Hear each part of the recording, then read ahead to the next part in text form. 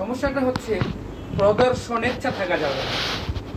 আমি জাকাত দেবো আপনাকে, আপনি জানবেন, কিন্তু মাইকিং করে লোক ডেকে জাকাত দেবার নামে এক ধরনের মস্করা করা, এক ধরনের ইসলামের সাথে ফাজলামি করা, এইটি করা যাবে না। ইসলামে প্রদর্শনী আছে।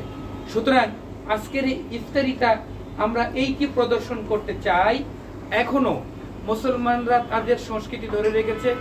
এখনো যে কোনো সময় ইফতারের পানি মুখে দিয়েই, খেজুর দুটা মুখে দিয়েই মুসলমানরা একযোগে সমবিহারে একটা বিস্ফোরণ ঘটাতে পারে, একটা বিপ্লব ঘটাতে পারে, একটা আন্দোলনের সূচনা করতে পারে, একটা মসনদকে তছনছ করে দিতে পারে।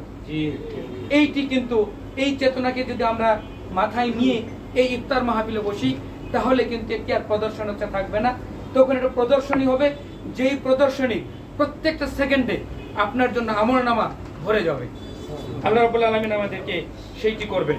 আমি মনে করি আজকে সকাল সাংস্কৃতিক পরিষদের এই আয়োজন হচ্ছে একটি চমৎকার প্রদর্শনী, যেই প্রদর্শনী একটি ঐক্যের সূচনা করবে, একটি সুস্থ, একটি শুভ্র, একটি সফেদ, একটি বিশুদ্ধ সংস্কৃতির